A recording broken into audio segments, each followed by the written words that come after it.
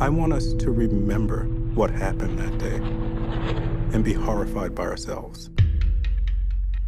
New York in the late 1980s was a completely schizophrenic, divided city. New York's now the capital of racial violence. If I had more bullets, I would have shot them all again and again. Criminality, gang wars, drug wars. We were supposed to be afraid. It would have been irrational not to be afraid. Off with the camera, man! Last night, a woman jogger was found unconscious and partially clothed in Central Park. She was beaten and sexually assaulted. A woman jogging in Central Park. Central Park was holy. It was the crime of the century.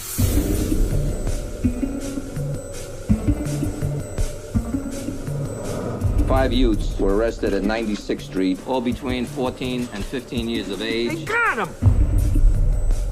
You can only imagine the pressure to have this crime solved, and solved quickly. First we was all together, then they started to put us in different rooms separately.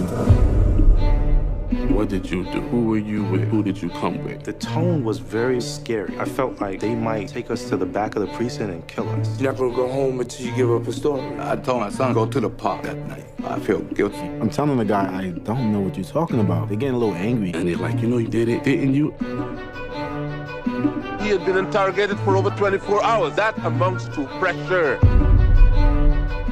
These young men were guilty. It was almost unquestioned. The police controlled the story. They created the story. They seized on the fears of the people, wilding the bestial characterization of the black man. There's no DNA match whatsoever to any of these boys. I was going nuts. No blood on the kids. Nobody could identify them, but if they confessed, and that was that. A lot of people didn't do their jobs. Reporters, police, prosecutors, defense lawyers. This was institutional protectionism. We falsely convicted them, and we walked away from our crime.